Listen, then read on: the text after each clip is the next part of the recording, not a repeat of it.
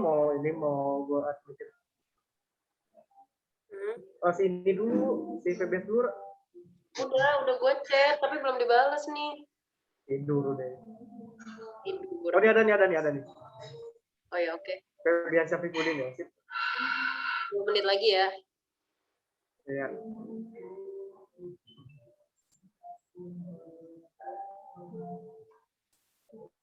Jadi nge-host aja nggak sih? Iya bentar, belum masuk.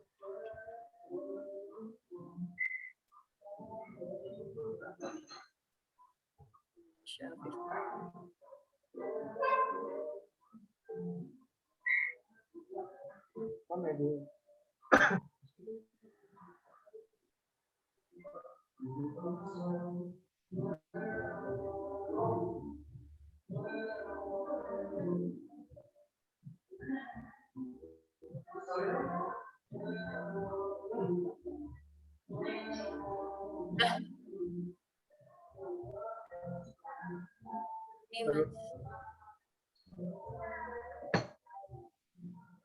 Mas Febiannya udah ini. Video ini.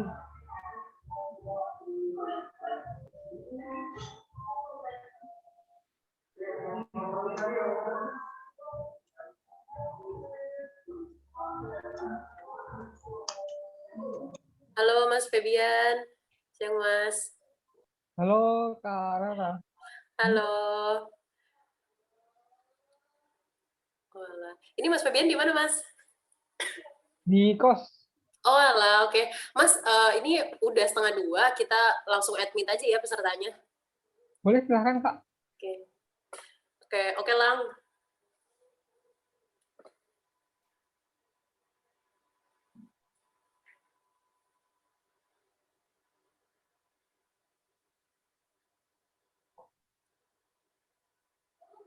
Udah, Lang di admit all aja ya. Kita mulai sekarang. Udah. Lagi join. Oke, siap.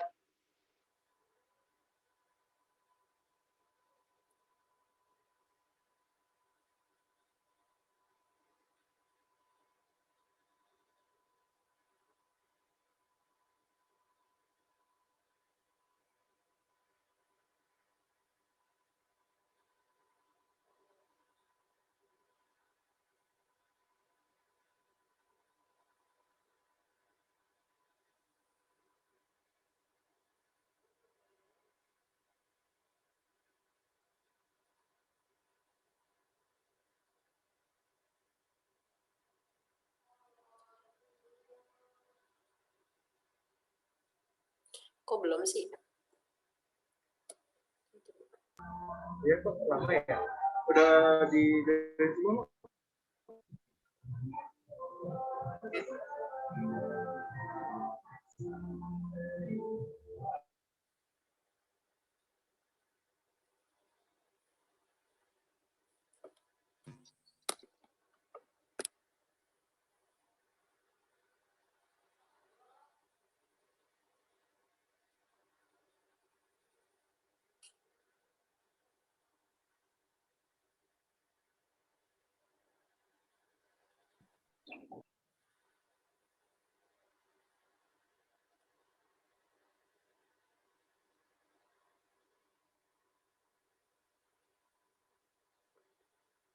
Di era 4.0 ini, banyak sekali pilihan sumber pemasukan tambahan yang bisa kamu pilih. Salah satunya dengan berkontribusi sebagai pemberi pembiayaan di fintech atau financial technology peer-to-peer.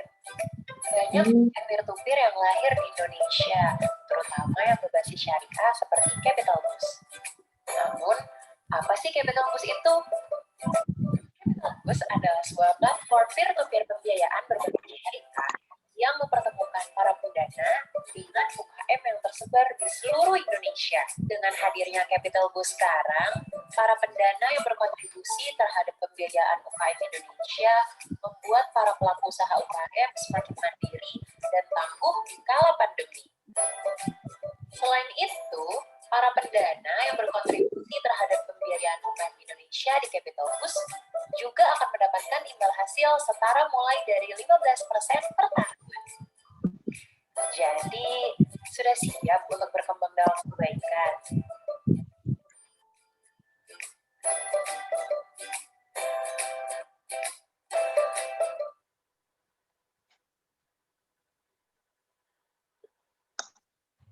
Oke, bismillahirrahmanirrahim. Assalamualaikum warahmatullahi wabarakatuh. Waalaikumsalam warahmatullahi wabarakatuh. Oke, halo, selamat siang teman-teman semuanya. Apa kabar? Semoga sehat selalu selama pandemi ini.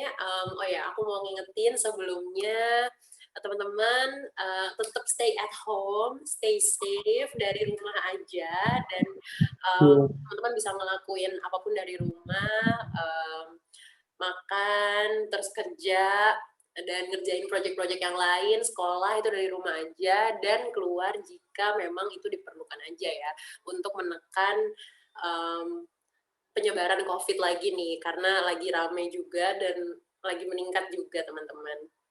Oh ya, ketemu lagi dengan saya Rara Ayunita selaku moderator di Capital Sharing siang hari ini yang akan menemani teman-teman dari awal hingga akhirnya acara nanti selama 1 jam ke depan. Nah, sebelumnya saya juga ingin mengucapkan selamat datang kepada pembicara kita yang sudah hadir siang hari ini, Mas Febiansyah. Halo, selamat siang Mas.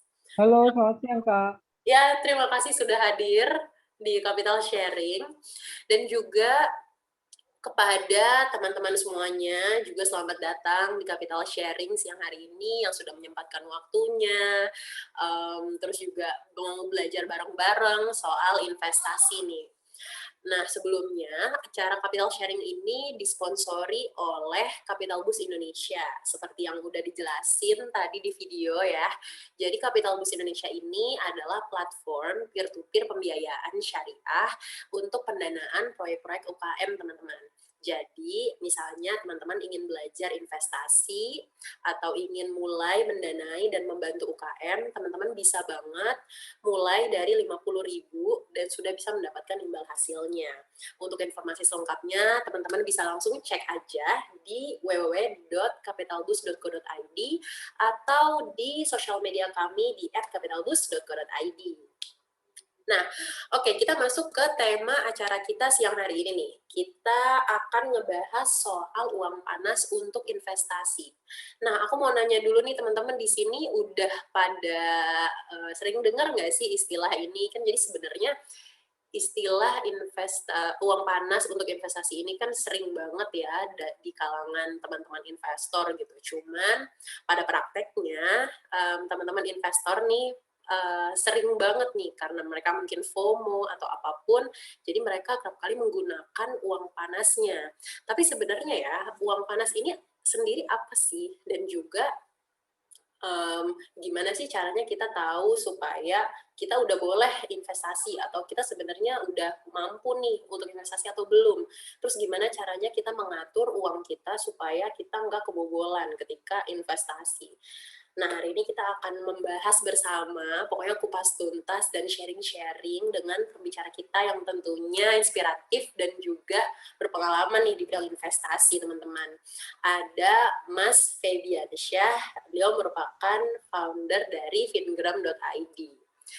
Nah, tanpa mengulur waktu lagi, ada baiknya langsung aja kita mulai, tapi sebelumnya kita awali dulu acara ini dengan doa, berdoa menurut kepercayaan dan agama masing-masing, berdoa dimulai.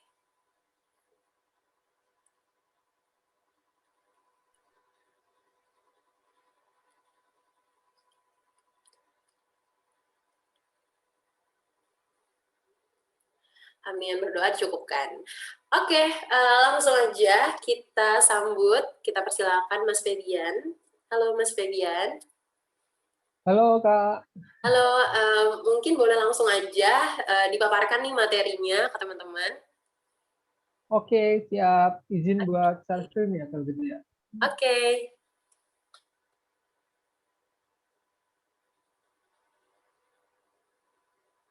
Sekali lagi, Assalamualaikum warahmatullahi wabarakatuh. Selamat siang teman-teman semuanya. Salam sejahtera bagi kita semua. Om Swastiastu, Namo Buddhaya, dan salam kebajikan. Sebelumnya saya ingin mengucapkan terima kasih banyak kepada Kapital Lebus yang sudah mengundang saya untuk sharing pada acara siang hari ini. Dan sebelumnya juga saya ingin mohon maaf terlebih dahulu nih kalau misalnya saya hari ini kurang fit ya, saya lagi sakit, tapi bukan sakit COVID ya untungnya ya, tapi sakit lidah saya kemarin tergigit. Jadi kalau ngomong ini kayak pronunciation atau pengucapan saya jadi agak kurang jelas nih, mohon maaf makanya. Jadi pada siang kali ini saya diminta untuk sharing tentang uang panas. Apa sih itu uang panas? Nanti di sesi selanjutnya akan saya jelaskan. Dan mungkin di sesi awal nanti kita akan belajar dulu tentang financial planning, tentang basic financial planning, biar teman-teman ini nggak terjebak dengan uang panas, agar nanti ketika investasi teman-teman bisa menggunakan uang dingin. Nah, apa sih itu uang dingin? Apa sih itu uang panas? Nanti kita akan bahas lebih lanjut. Nah, tapi izinkan saya untuk perkenalkan diri terlebih dahulu. Nama saya yaitu Febian Syafudin. Teman-teman bisa manggil saya Febian atau Febi. Nah, silakan.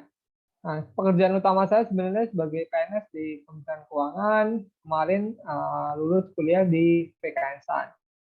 Nah, saya udah setahun ini menjadi content creator di Instagram, di TikTok dengan akun @febian25. Kalau misal teman-teman mau lihat-lihat bisa deh mampir. Dan karena saya jadi content creator di Instagram, saya ketemu teman-teman yang senang sharing tentang keuangan di Instagram juga. Jadi kami membentuk komunitas yang namanya Fingram Indonesia atau IG-nya fingram.id ini. Kami sering juga ngadain webinar kayak gini, sering diskusi di grup Telegram. Nah, untuk teman-teman yang tertarik bisa juga join gratis bersama kami dan 1.000 anggota lebih di Telegram. Linknya ada di bio Instagram.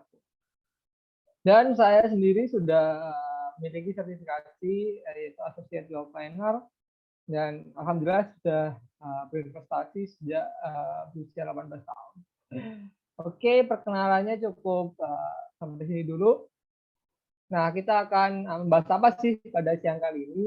Sebenarnya nggak banyak yang akan kita bahas, soalnya kan siang-siang nih ya, takutnya teman-teman ngantuk. Nah, yang pertama yaitu tentang basic financial planning, biar teman-teman itu fondasi keuangannya kuat terlebih dahulu nih, sebelum terjun investasi. Soalnya saya sering banget nemuin, terutama nih anak-anak muda, dia terjun langsung investasi tanpa paham basic financial planning yang bagus, fondasi keuangannya bagus itu kayak gimana. Cuman asal investasi, cuman pikirannya gimana cara cuan, padahal ternyata fondasi keuangannya belum kuat. Bahkan banyak yang sampai menggunakan uang-uang yang panas itu tadi, yang uang yang harusnya bisa digunakan untuk kebutuhan hidup, uang yang untuk harusnya misalkan membayar SPP dan lain sebagainya, nanti saya jelaskan lebih lanjut. Yang peruntukannya itu sebenarnya bukan untuk investasi, tapi malah digunakan untuk investasi, kan sayang banget. Ketika kita butuh uang tersebut, nggak ada uangnya. Terus kita bayarnya gimana? Nah, oleh karena itu dengan memahami basic financial planning ini, diharapkan teman-teman punya pengetahuan agar menggunakan uang itu dengan sebaik-baiknya. Terus yang kedua tentang membuat anggaran, itu banget juga karena biar teman-teman nanti bisa membedakan mana sih yang masuknya uang panas, mana sih yang masuknya uang dingin, agar teman-teman tahu nih dari penghasilan teman-teman yang dapatkan yang sebenarnya bisa digunakan untuk investasi itu seberapa persen sih, seberapa banyak sih, nah, kayak gitu.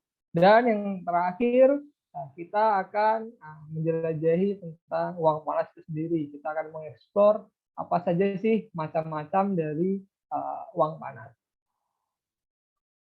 Oke, langsung kita akan masuk ke materi yang pertama tentang financial planning.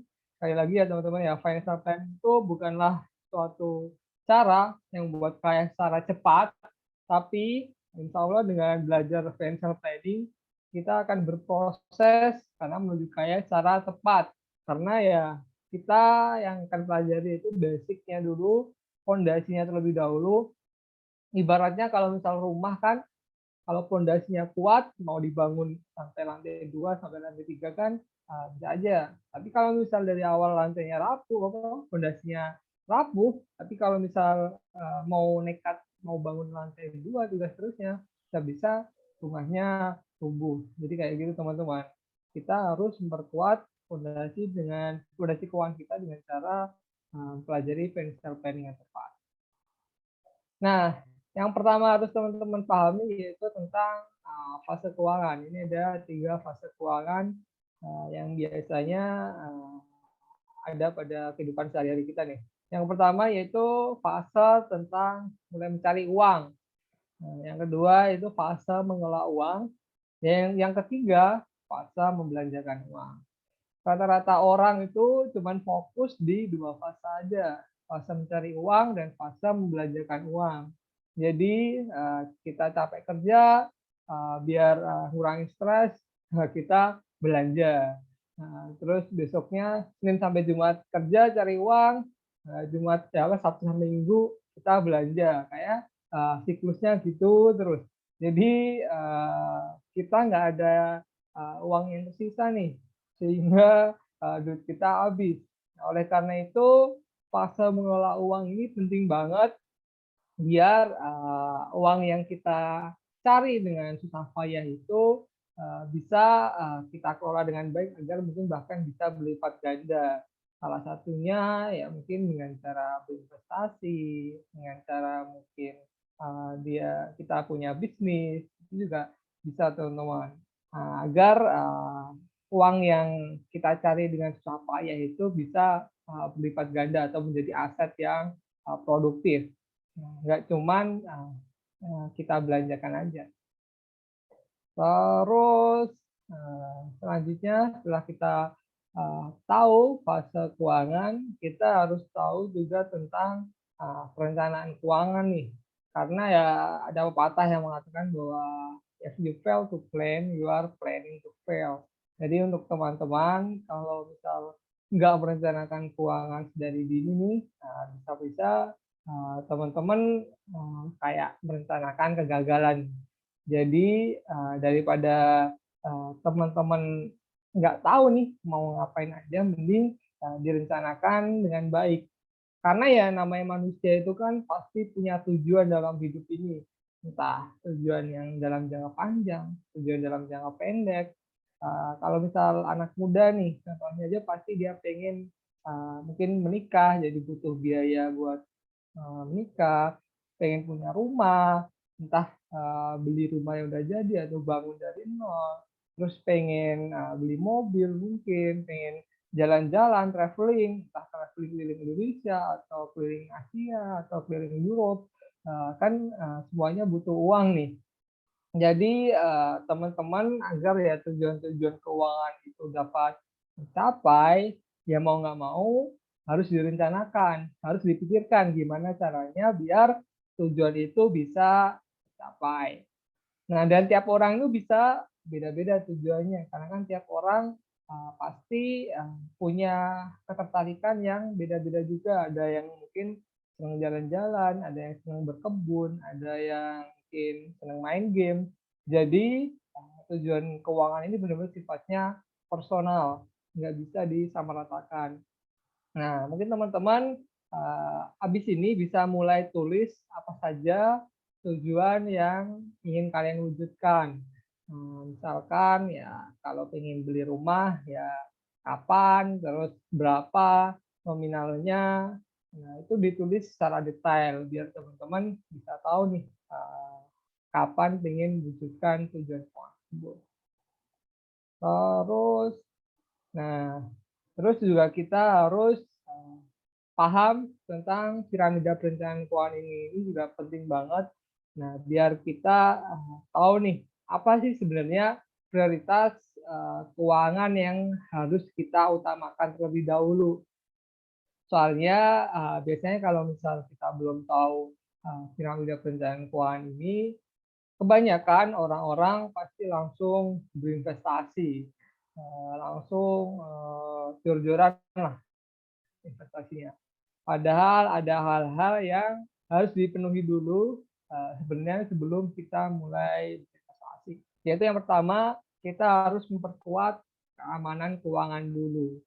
Nah, baru selanjutnya ke level kenyamanan keuangan. Nah, investasi itu levelnya di kenyamanan keuangan itu, karena kan investasi itu tujuannya agar mewujudkan tujuan-tujuan kita, bertujuan jangka pendek, jangka menengah maupun jangka panjang. Nah, dari baru kalau misal udah kenyamanan keuangannya ada level juga distribusi kekayaan. Tapi kalau ini udah levelnya orang-orang kaya deh kayaknya. Udah levelnya asetnya udah banyak banget, jadi mereka memikirkan gimana caranya pembagian warisan, pembagian wakaf, kayak gitu.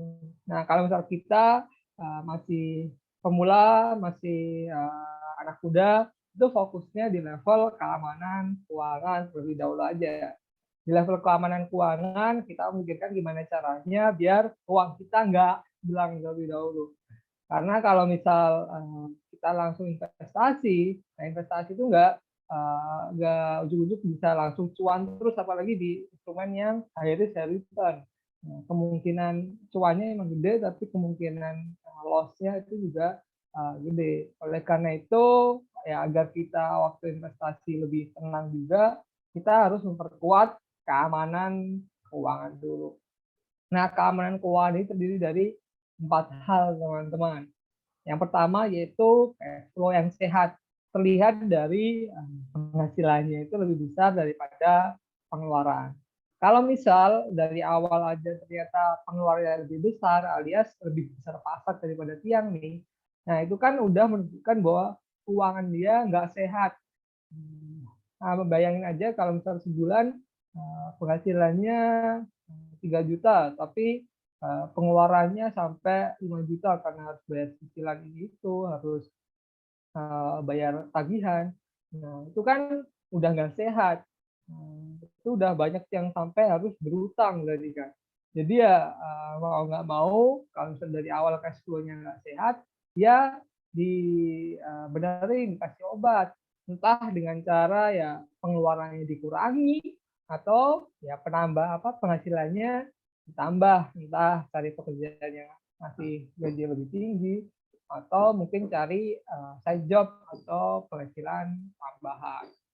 Jadi yang benar-benar harus dipahami itu dari awal ini cash flow yang sehat. Penghasilan harus lebih besar daripada pengeluaran. Terus yang kedua yang harus dipenuhi juga yaitu dana darurat. Nah, ini penting banget buat dimiliki karena dana darurat itu dipersiapkan untuk menghadapi situasi-situasi yang darurat. Nah, contohnya apa? Banyak banget. Kayak kemarin ini pandemi, banyak banget yang kena layoff, kena PHK, kena pemotongan gaji. Nah, itu kan berdampak banget kan buat orang yang kena. Jadi dana darurat ini fungsinya buat mengcover kebutuhan hidup ketika tiba-tiba ada musibah kayak gitu. Paling enggak nih kalau misalnya terkena layoff, masih bisa hidup untuk beberapa bulan selanjutnya untuk mencari pekerjaan yang lain sebenarnya. Nah, dana darurat itu jumlahnya berapa? Ya, buat idealnya makanya dana darurat itu jumlahnya 6 kali pengeluaran bulanan. Fungsinya biar paling enggak deh untuk 6 bulan ke depan kita masih bisa bertahan hidup, entah untuk mulai bisnis, entah untuk mencari pekerjaan yang lain. Terus dana darurat itu sebaiknya disimpan di instrumen-instrumen yang liquid, seperti ya mungkin di tabungan biasa, terus di emas batangan, ataupun mungkin di RDPO, yang khususnya biar bisa kita cairkan sewaktu-waktu ketika kita terkena musibah tadi itu. Nah, terus setelah cash flow dan dana darurat, yang harus teman-teman harus concern yaitu manajemen utang. Nah, utang itu teman-teman harus concern banget karena bagai pisau atau bagai pedang bermata dua, teman-teman. Bagi orang-orang yang bisa menggunakannya, itu bisa jadi senjata yang bagus, bisa jadi leverage, bisa jadi kayak daya pengungkit. Tapi kalau bagi orang-orang yang nggak mampu, itu kayak jadi beban karena kan ada yang namanya bunga ya di utang itu yang harus dibayarkan, dan orang-orang yang sudah terjebak sama utang biasanya itu ketagihan untuk utang terus-terusan dalam seumur hidupnya. Oleh karena itu, kita harus hati-hati dengan pengelolaan utang. Nah, utang sendiri itu sebenarnya ada dua ya teman-teman ya. Utang untuk membeli aset yang produktif dan utang untuk membeli aset yang konsumtif. Nah, apa itu aset yang produktif? Apa itu aset yang konsumtif? Aset produktif itu aset-aset yang nilainya cenderung naik seiring waktu. Nah, contohnya ya seperti tanah, seperti rumah, atau mungkin buat bisnis. Terus kalau yang aset yang konsumtif, yaitu barang-barang yang nilainya kebaliknya cenderung turun seiring waktu. Yang sering kita pakai nih biasanya entah mulai gadget, terus kayak mobil, motor, terus kayak baju, sepatu, pokoknya barang-barang yang nilainya cenderung turun nih seiring kita pakai. Nah, kalau misal utang yang bagus, lebih baik digunakan untuk membeli aset-aset yang produktif, yang nilainya cenderung naik. Terus juga ada rasio cicilan yang sehat nih teman-teman. Kalau misal terpaksa pengen ngambil utang nih, misalkan utang buat di rumah. Cicilan ideal yaitu maksimal 35% dari penghasilan kalian. Jadi kalau misal penghasilan 10 juta, maksimal 35% berarti 3.500.000. Pokoknya kalau misal di bawah 35% atau bahkan nggak punya, itu anggap aja kayak zona hijau teman-teman. Berarti masih aman. Tapi kalau misal udah di atas 35% sampai 50%, itu udah teman-teman udah hati-hati nih, udah zona kuning nih. Apalagi kalau misal udah di atas 50%, itu udah zona merah teman-teman. Udah teman-teman udah harus restrukturisasi utangnya. Kalau bisa soalnya kan misalkan penghasilan 10 juta bisa buat bayar cicilan 5 juta. Nah, teman-teman apalagi kalau misalnya udah punya anak istri kan berat banget tuh. Udah setengah gaji kita kepotong buat bayar utang. Jadi kalau bisa pengelolaan utang tadi idealnya di bawah 35%. Dan yang terakhir yang nggak kalah penting juga yaitu manajemen resiko. Apa sih resiko yang terbesar dalam hidup kita? Itu yaitu yang pertama resiko sakit, dan yang kedua resiko meninggal dunia. Nah, kalau resiko sakit kita memitigasinya yaitu dengan memiliki asuransi kesehatan. Pemerintah dan instansi BPJS sudah memberikan layanan itu teman-teman dengan premi yang murah banget nih. Jadi paling nggak nih minimal banget teman-teman biar kalau sakit nggak nombok punya asuransi kesehatan ke BPJS. Tapi kalau misal pengennya pelayanannya lebih bagus, nggak salah kalau teman-teman juga punya yang dari perusahaan swasta. Atau mungkin juga dari kantor teman-teman udah ada asuransi kesehatan sendiri. Dan asuransi kalau yang misal teman-teman seorang kepala keluarga atau mungkin pencari nafkah yang paling utama dalam keluarga, itu penting banget punya yang namanya asuransi jiwa, yaitu asuransi untuk melindungi jiwa kita nih. Nah, maksudnya biar kan kalau kita sebagai pencari nafkah utama itu kan ada orang-orang atau ada keluarga yang bergantung ke kita. Jadi kalau misal kita amit-amit terkena musibah meninggal dunia, kita mendapat santunan dengan nilai tertentu sesuai perjanjian, misalkan 1M atau 2M, agar uang tersebut dapat digunakan oleh orang yang kita tinggalkan agar mereka bisa hidup dengan layak. Misalkan kalau misal punya istri nggak kerja, terus anak masih kecil juga, ya agar anak-anak kita bisa tetap hidup dengan layak, bisa kuliah, bisa sekolah sampai kuliah dengan layak juga di tempat yang terbaik. Itu. Jadi, tapi kalau misal teman-teman mungkin masih jomblo, masih single, paling nggak nih asuransi kesehatan yang harus dimiliki. Jadi sekali lagi 4 hal yang membentuk keamanan keuangan atau fondasi keuangan biar kuat itu mulai dari cash flow yang sehat, terus punya dana darurat, terus manajemen utangnya bagus dan manajemen risiko yang bagus dengan cara tadi punya asuransi. Terus kita akan masuk ke membuat anggaran. Nah, itu penting banget juga kita buat anggaran karena kalau misal kita tidak punya anggaran, yang ada tiap dapat penghasilan itu bakal selalu habis. Kita nggak tahu habisnya kemana. Atau bahkan teman-teman mungkin ada yang ngerasain, padahal awal bulan gajian, tapi kok tanggal segini udah habis. Jangan sampai kena gaji 10 koma alias tanggal 10 udah koma. Jadi teman-teman fungsinya punya anggaran atau budgeting ini biar teman-teman selama sebulan ke depan itu bisa merencanakan mau buat apa aja nih penghasilan yang didapatkan. Nah, caranya gimana? Cara simpelnya paling enggak teman-teman rutin melakukan pencatatan keuangan. Karena setiap orang itu sebenarnya punya pola pengeluaran yang beda-beda. Misalkan si A itu paling sering belanja buat makan. Kalau si B dia paling sering habisin uangnya itu buat belanja di all shop. Kalau si C paling sering borosnya itu di kopi. Nah, buat teman-teman biar tahu pola pengeluaran teman-teman, jadi ya harus teman-teman catat. Entah ya dicatat dengan ditulis, dicatat di Excel, atau melalui aplikasi pencatatan.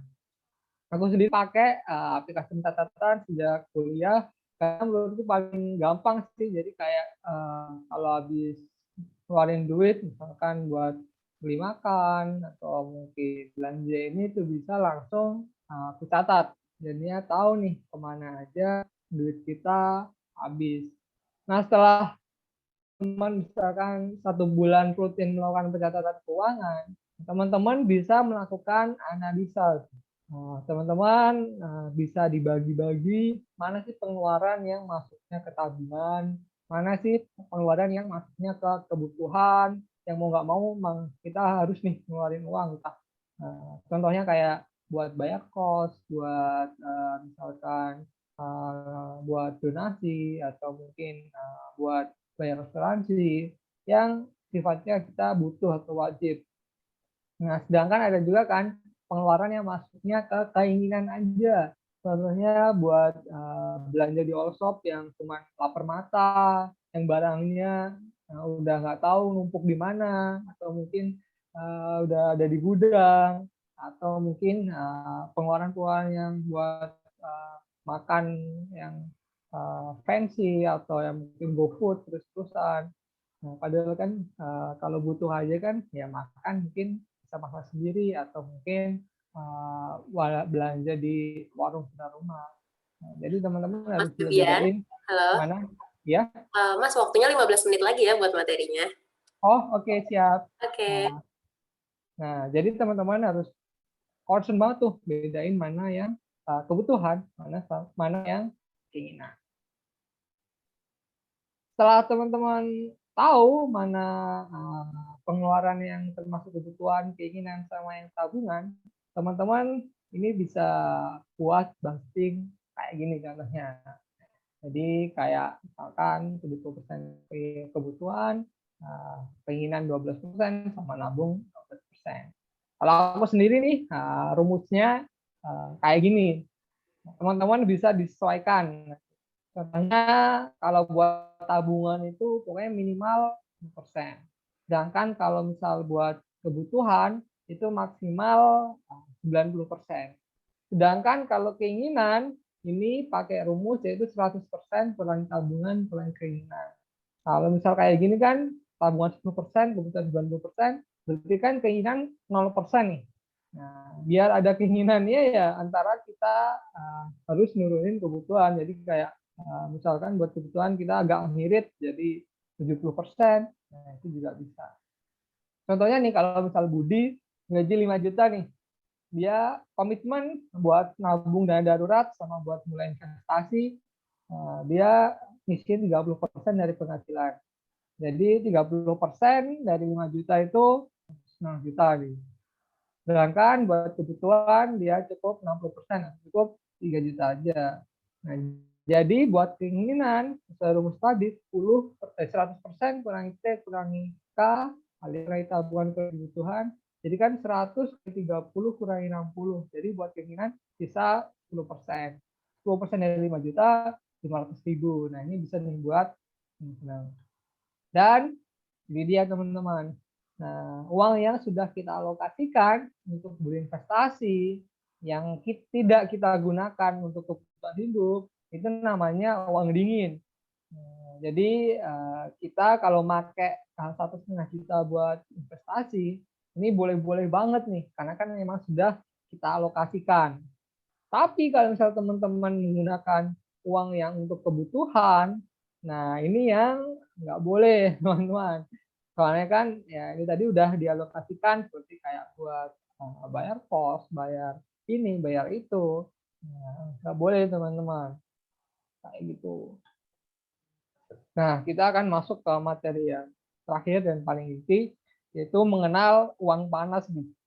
Biar teman-teman terjauh atau jauh-jauh nih dari uang panas ini nanti.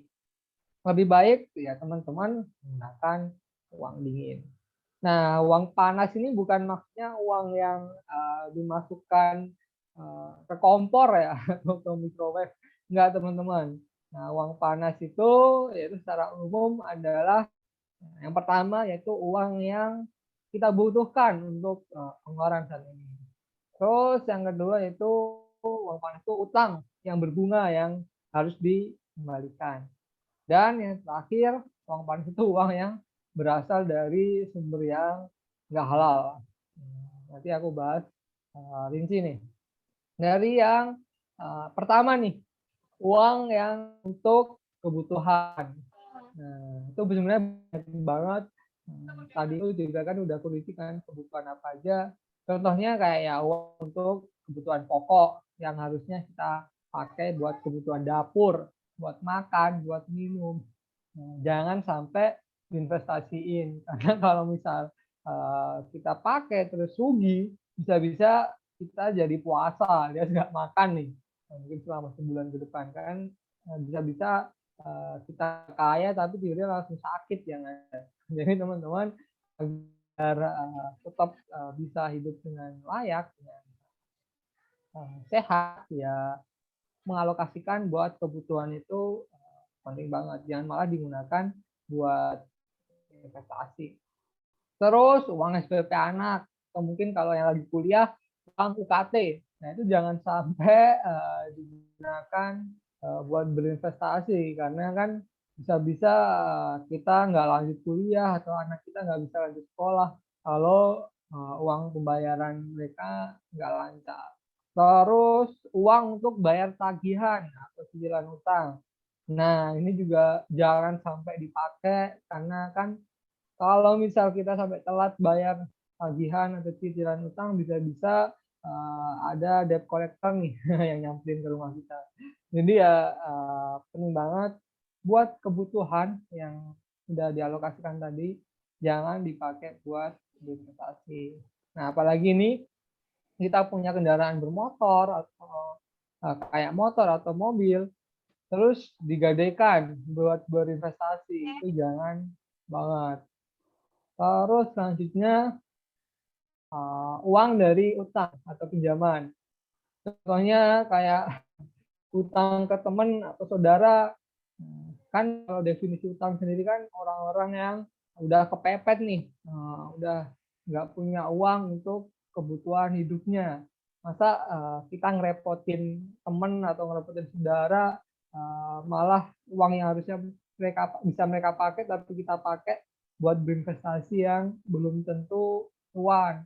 Mending tadi kita pakai uang dingin, uang yang kita miliki sendiri. Nah itu kalau cuan mah masih apa, tapi kalau udah sampai rugi, teman bisa-bisa hubungan baik dengan keluarga, hubungan baik dengan teman itu hilang atau putus. Itu kan jangan sampai. Kalau bisa ya hubungan baik entah dengan teman atau dengan keluarga itu yang lebih utama daripada cuma sekedar cuan. Terus selanjutnya utang ke bank. Nah, Itu juga teman-teman hati-hati karena ya tahu sendirilah ya bunga kan juga lumayan. Kalau bunga kartu kredit aja kurang lebih ada sekitar 18% sampai 25%, itu kan tinggi banget dalam setahun. Apalagi kalau teman-teman PNS juga mungkin ada SK buat berinvestasi, kalau aku sih nyaranin jangan. Tapi kalau misal buat tadi itu buat beli aset yang produktif, buat beli rumah, buat beli properti, oke. Okay. Terus juga kalau teman-teman udah berinvestasi di pasar saham atau udah punya rekening saham, teman-teman biasanya ditawarin juga nih margin dari sekuritas. Nah ini juga kalau misal saranku sih dihindari aja, ya meskipun kelihatannya kecil banget ya, sekitar 0,05% per hari kalau nggak salah. Ternyata kalau ditotalin juga lumayan juga. Kalau 0,05% sehari, kalau sebulan nah, dikalikan 20% aja berarti kan udah sekitar 0,1%.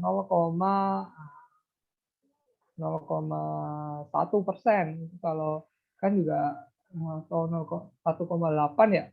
Nah, gitu teman-teman. Jadi ya lumayan juga nih kalau pakai margin. Dan teman-teman, apalagi kalau misalnya yang Islam nih ya, kan juga utang ini dihindari banget nih. Mending cari yang halal. Terus utang ke pinjol nih, apalagi kemarin kasusnya kan marak banget tuh di Semarang atau di Jogja ya, yang dia cuman 10 juta tapi bisa sampai ratusan juta tuh. Soalnya emang utang pinjol itu gede banget, sebulan bisa puluhan persen.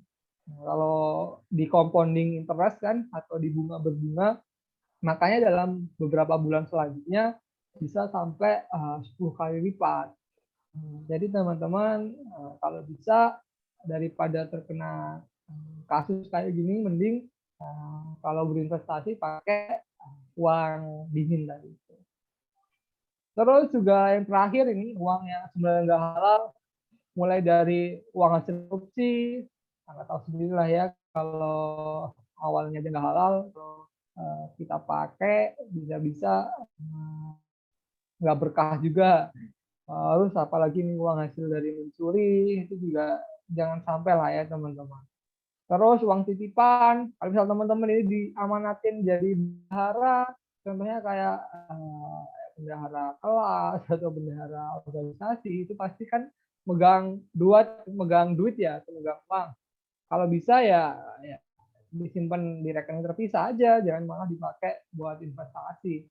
Soalnya kalau misalnya tiba-tiba ditagih sama ketua, atau mungkin ada anggota yang pengen ngirim dananya kan, biar ya kita bisa langsung transfer. Tapi kalau misalnya udah terlanjur dipakai buat investasi, tiba-tiba kan kita harus jual tuh aset investasi kita, kan sayang banget. Terus, nah uang hasil pesugihan ini apalagi ya teman-teman ya. Ada yang kemarin ngepet, mending teman-teman belajar candlestick aja deh, meskipun sama-sama lilin, tapi candlestick di saham itu lebih masuk akal dan bisa dipelajari daripada belajar jagain lilin di babi ngepet ini. Mungkin kayaknya jadi, nah terakhir sekali lagi teman-teman pengen kasih quote dari Warren Buffett, yaitu the best investment you can make is an investment in yourself. Nah, itu investasi terbaik yang bisa teman-teman miliki atau teman-teman dapatkan, yaitu investasi pada dirimu sendiri. Itu karena semakin banyak kamu belajar, semakin banyak yang akan kamu dapatkan. Entah dapat cuan, entah dapat ilmu, dapat koneksi, entah mungkin dapat kesempatan yang lain, yaitu dengan cara terus memperbaiki diri, terus belajar menjadi versi kita yang lebih baik setiap hari. Jadi terakhir terima kasih teman-teman yang sudah menyimak, dan apabila ada pertanyaan bisa kita lanjutin di sesi diskusi setelah ini. Sekian, wassalamualaikum warahmatullahi wabarakatuh. Waalaikumsalam warahmatullahi wabarakatuh. Wow, menarik sekali ya materi tadi. Terima kasih banyak Mas Febian Mungkin kita bisa langsung aja masuk ke sesi tanya jawab ya. Tapi sebelumnya aku mau ngasih kesempatan untuk teman-teman yang mau tanya langsung ke Mas Febian nih. Ini tinggal raise hand aja. Ini udah ada beberapa pertanyaan juga sih Mas tadi. Mungkin ini ada yang raise hand ya untuk Mas Robi. Silakan Mas.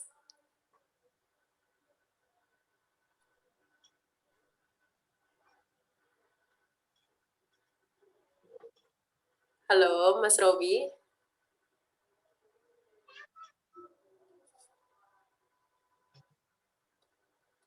Oke, sepertinya Mas Robi lagi Oke, mungkin kita bisa langsung ke pertanyaan yang ada di kolom chat ya Mas. Jadi udah banyak banget nih Mas yang nanya seputar uang panas.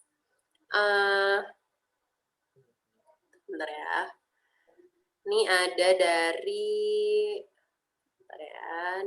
dari Mas Wahyudi. Mas Wahyudi masih ada kan ya di sini ya? Oke, ini pertanyaannya tadi kan dijelasin kalau dana darurat itu 6 kali flow bulanan ya. Nah, tapi kan ada inflasi nih Mas. Gimana sih supaya tetap tercukupi? Gitu. Oke, makanya teman-teman kalau sendiri itu dana darurat itu disimpan di yang namanya tabungan berbunga tinggi di bank yang inisialnya J ya. Di situ ada fiturnya Flexi Saver. Di situ per tahun sih ngasih 2,5%, paling enggak ya kalau inflasi sekarang aja 2% udah di atasnya lah. Terus juga kalau misal teman-teman pengen yang lebih tinggi lagi, bisa di RDPU atau mungkin langsung juga di emas batangan. Jadi ya biar ya meskipun nggak cuan-cuan banget, tapi nilainya lebih tinggi lah ya daripada inflasi. Gitu sih Kak. Oke, siap-siap. Makasih. Tadi semoga menjawab ya buat Mas Wahyudi. Terus ada lagi nih pertanyaan dari Nurul Hidayati. Halo Mbak Nurul. Nah ini Mbak Nurul minta tips dari Mas Febian untuk memilih asuransi jiwa. Gimana nih Mas? Ada tips-tipsnya nggak sih? Oh iya benar banget ya. Seperti yang kita tahu asuransi jiwa itu banyak macamnya, baik yang berbentuk unit link atau tradisional, dan tiap perusahaan itu pasti punya produk-produk yang beda-beda. Nah, teman-teman kalau misal mau bisa tuh dari setiap perusahaan asuransi minta yang namanya simulasi. Kan ada agen-agennya kayak ada perusahaan asuransi. Minta aja gratis kok teman-teman. Nah, dibuatin simulasinya dari setiap produk. Nah, setelah teman-teman dapat misal dari perusahaan A, perusahaan B, perusahaan C, perusahaan D, teman-teman bisa tuh nyari yang terbaik, nyari yang paling sesuai kondisi teman-teman. Nah, kalau misal unit link, intinya kan produknya itu campur-campur tuh, bisa desain buat asuransi yang murni, tapi juga ada investasinya. Tapi kalau misal asuransi tradisional, itu kan pure asuransi, nggak ada investasi. Nah, aku sendiri sih kalau asuransi jiwa pakai yang tradisional, karena kalau misal investasi, aku bisa investasi sendiri, nggak perlu nitipin ke perusahaan asuransi. Jadi ya preminya juga lebih ringan. Nah, tapi kalau misal teman-teman kebetulan juga pengen sekalian investasi, itu juga nggak salah. Nah, mungkin juga sama agen asuransi pasti bakal banyak dijelasin juga kok perbedaan produk-produk mereka. Itu sih. Tapi kalau saranku itu tadi teman-teman kalau mau bandingin aja setiap produk dari perusahaan asuransi itu tersebut. Gitu Kak. Oke, tadi semoga menjawab ya Mbak Nurul. Jadi kalau misalnya mau memilih asuransi jiwa, coba Mbak Nurul bandingin dulu nih produk-produk yang ditawarkan ke Mbak Nurul, mulai dari brandnya dulu Mbak Nurul pilih, terus dari brandnya mulai turun ke produk-produknya, nanti habis itu di-compare mana yang memang sesuai sama kebutuhan dan tujuan asuransi jiwanya Mbak Nurul. Nah, kalau Mas Febian sendiri tadi memilih yang nggak ada investasinya juga di situ, jadi emang pure untuk asuransi aja. Jadi Mas Febian memilih investasi di tempat lain gitu. Semoga menjawab ya Mbak Nurul. Oke, mungkin pertanyaan terakhir kali ya, nih ada dari Mbak Riwana Letelai. Halo Mbak Riwana, ini pertanyaan terakhirnya Mas Febian. Misalnya nggak ada warisan dari orang tua, gimana caranya kita manajemen utang untuk investasi, apalagi di kondisi pandemi sekarang ini? Maksudnya gimana nih? Kalau tidak ada warisan dari orang tua, kebetulan saya juga sebenarnya mulai investasi dari nol sih. Saya juga nggak pernah dapat warisan, apalagi warisan ya. Apalagi ya pokoknya pure dari saya sendiri. Nah, terus manajemen utang, sekali lagi ya, kalau aku tadi caranya manajemen utang itu untuk pengelolaan keuangan, bukan untuk berinvestasi. Karena seperti yang aku jelasin tadi, utang itu termasuk uang panas yang harus dihindari untuk berinvestasi. Soalnya kalau misalnya berinvestasi pakai uang dingin ya uang yang sudah kita alokasikan untuk investasi yang nggak kita pakai dalam jangka waktu 1 tahun, dalam waktu 2 tahun, sehingga yang meskipun nanti instrumen investasi yang kita pilih nilainya menurun, ya kita tetap santai-santai aja. Karena kita yakin di masa depan, mungkin ketika ekonomi sudah membaik, aset yang kita pilih tadi bisa nilainya jauh lebih baik. Nah, terus mungkin bisa dijelasin aja pertanyaannya Kak tadi Kak. Saya juga kurang jelas di manajemen utang untuk berinvestasi itu maksudnya gimana? Iya sih. Ini Mbak Riwananya ada nggak ya? Mau jelasin lagi nggak soal pertanyaannya? Seperti apa? Oke, ini ada pertanyaan baru sih Mas. Mungkin ini ya yang terakhir lah ya. Ini ada Mbak Yantikul. Mau tipsnya dong Kak, gimana mengurutkan prioritas pos-pos keuangan? Contohnya untuk dana darurat dulu, dana pendidikan dulu, atau yang mana dulu nih? Sedangkan kan di sisi lain, uang kebutuhan pendidikan adik untuk nikah juga sudah di hadapan mata. Jadi, oke, kalau misalnya kita mesti ngatur pos-pos keuangan nih, Kak. Gimana sih caranya nentuin prioritas? Oh, nah seperti aku bilang tadi ya, ini emang sifatnya personal banget Kak. Jadi emang ini kan tiap orang prioritasnya bisa beda-beda banget. Jadi kalau hal aku sendiri sih biasanya ya sering nerimanya di DM aja biar nggak terbuka di publik. Mungkin juga dia cerita masalah keuangannya apa aja, prioritasnya saat ini apa aja. Jadi mungkin teman-teman kalau kayak gini aku harus cari tahu dulu apa sih dalam waktu dekat ini yang ingin paling urgent atau yang sebenarnya paling harus jadi utama nih, jadi prioritas utama nih. Terus apa sih yang ingin diwujudkan dalam jangka menengah dan apa yang dalam jangka panjang. Sebenarnya semua itu bisa dilakukan secara paralel ya teman-teman ya. Bisa nabung buat dana darurat, bisa juga nabung buat mungkin dana pendidikan. Toh juga kan soalnya investasi itu beda-beda kan instrumennya. Nanti bisa kita pilih sesuai dengan alokasi budgeting tabungan. Kalau misalnya tadi kan di contoh aku minimal tabungan kan 10%. Nah itu mungkin bisa aja 2% buat tujuan ini, 2% buat tujuan itu, 2% buat tujuan ini, 2% buat tujuan yang lain. Jadi sekali lagi kalau misal pengen ya tujuannya banyak, ya berarti teman-teman porsi buat nabung sama investasi ya dibanyakin. Terus juga tinggal diurutin aja dari porsi buat investasi sama nabung tadi, tinggal dibagi-bagi lagi buat menuhin tujuan-tujuan apa aja. Jadi emang penting banget dari awal kita udah concern nih tujuan keuangan apa yang kita pengen wujudin. Kalau dari awal aja kita dari awal kita nggak tahu pengen wujudin apa, yang ada ya kita cuma nabung tapi kayak tanpa tujuan.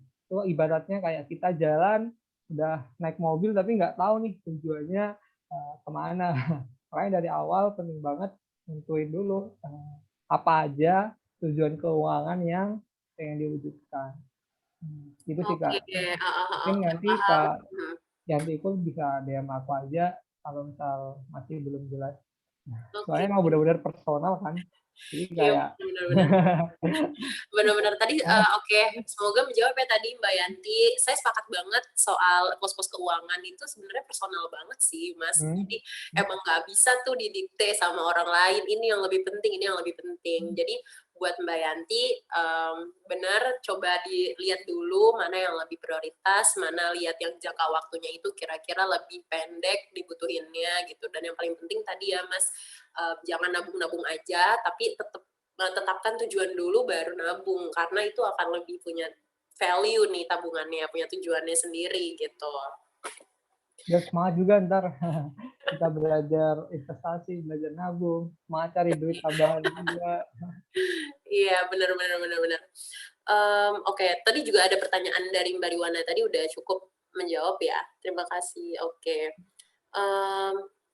Oke, ini ada satu pertanyaan lagi sih Mas, mungkin singkat aja ya jawabannya ya. Kalau untuk mahasiswa yang kebetulan punya pekerjaan, lebih baik investasinya dialokasikan pada instrumen apa ya? Investasi untuk memperbaiki soft skill atau langsung ke RDPU? Nah, kalau misalnya mahasiswa emang penting banget punya skill yang banyak ya, skill buat Benar-benar. pekerjaan atau mungkin teman-teman pengen jadi freelancer, pasti butuh skill-skill tertentu. Lah ya, skill desain grafis lah, skill coding, skill public speaking, skill yang lainnya, atau mungkin buat beli buku. Nah, itu penting banget. Nah, apalagi kan kalau misalnya mahasiswa itu waktu luangnya itu lebih banyak. Nah, jadi ya memang waktu umur 20-an gini, waktu masih muda, itu kita perbanyak belajar. Nah, kita ilmu buat leher ke atas, investasi leher ke atas. Tapi ya nggak ada salahnya juga sambil investasi real. Nah, di RDPU juga boleh banget. Kayak misalnya teman-teman belum kepikiran nih mau daftar kursus atau mungkin pengen ngelatih skill apa, ya taruh aja di RDPU nggak apa-apa. Nah, nanti kalau udah kepikiran pengen daftar kursus atau beli buku apa, diambil juga nggak apa-apa. Gitu sih. Oke, jadi buat teman-teman yang masih kuliah atau masih sekolah, kalau emang ngerasa udah punya skill tertentu, boleh langsung diinvestasiin aja nih uangnya ke RDPU atau kemana ya, instrumen investasi. Tapi kalau misalnya teman-teman butuh untuk ningkatin soft skill, apalagi masih muda, terus punya penghasilan juga, kenapa enggak? Teman-teman alokasiin dananya untuk investasi leher ke atas, tadi kata Mas Feby. Benar-benar, supaya bisa nambah value diri sendiri juga, gitu. Jadi ini investasinya luas banget ya, Mas. Bukan cuma uang doang nih kayaknya. Oke deh, mungkin pertanyaan tadi sekaligus menutup sesi tanya jawab kita. Terima kasih banyak teman-teman yang udah berpartisipasi dan bertanya di sesi Q&A, dan terima kasih juga Mas Febian yang udah menjawab. Mungkin ke sesi selanjutnya ya. Sekaligus juga ini mungkin menutup perjumpaan kita siang hari ini. Terima kasih banyak Mas Febian selaku pembicara yang sudah memberikan materi, yang udah sharing-sharing, yang udah berbagi pengalaman tentunya ke kita semua. Semoga nih teman-teman yang masih sekolah, masih kuliah, atau fresh graduate yang lagi early career bisa terbantu nih, bisa tercerahkan nih gitu, dan bisa langsung mulai investasi gitu buat yang masih ragu-ragu. Nah, terima kasih juga untuk para peserta, untuk teman-teman yang sudah mengikuti acara ini dari awal hingga akhir. Oh ya, sebelumnya aku mau ngingetin, jadi untuk teman-teman yang ingin dan mau mulai belajar investasi, teman-teman bisa loh mulai investasi 50.000 aja di Capital Boost Indonesia. Nah, kebetulan di Capital Boost Indonesia itu sedang membuka kampanye terbaru PT ANK. Ini kalau misalnya aku boleh share, seperti ini, bentar ya. Oke, semoga kelihatan ya layarnya. Nah, jadi teman-teman boleh langsung daftar aja di Capital Boost Indonesia, buka websitenya capitalboost.co.id, terus nanti muncul campaign baru, nanti langsung ketemu dashboard-nya, terus nanti di dashboard langsung teman-teman klik aja ada kampanye terbaru, terus klik mulai dana ini, nanti ada penjelasannya di sini gitu. Buat informasi selengkapnya, teman-teman bisa daftar dulu aja di Capital Boost. Kalau misalnya teman-teman masih butuh informasi lebih lanjut, teman-teman boleh follow sosial medianya Capital Boost di @capitalboost.co.id. Nah, mungkin sekian Capital Sharing siang hari ini. Semoga teman-teman bisa mulai memisahkan uang panas dan uang dingin, dan juga udah mulai tahu kapan teman-teman mampu dan perlu untuk investasi dan kapan teman-teman perlu untuk mengatur keuangan lagi. Terima kasih banyak teman-teman semuanya. Kurang lebihnya mohon maaf. Saya Rara Ayunita selaku moderator pamit undur diri. Wabillahi taufiq wal hidayah. Wassalamualaikum warahmatullahi wabarakatuh. Sampai bertemu di Capital Sharing selanjutnya. Makasih, Kak. Waalaikumsalam warahmatullahi wabarakatuh. Di era 4.0 ini, banyak sekali pilihan sumber pemasukan tambahan yang bisa kamu pilih. Salah satunya dengan berkontribusi sebagai pemberi pembiayaan di fintech atau financial technology peer-to-peer. Banyak fintech peer-to-peer yang lahir di Indonesia, terutama yang berbasis syariah seperti Capital Boost. Namun, apa sih Capital Boost itu? Capital Boost adalah sebuah platform peer-to-peer pembiayaan berbasis syariah yang mempertemukan para pendana dengan UKM yang tersebar di seluruh Indonesia. Dengan hadirnya Capital Boost sekarang, para pendana yang berkontribusi terhadap pembiayaan UKM Indonesia membuat para pelaku usaha UKM semakin mandiri dan tangguh di kala pandemi. Selain itu, para pendana yang berkontribusi terhadap pembiayaan UKM Indonesia di Capital Boost juga akan mendapatkan imbal hasil setara mulai dari 15% per tahun.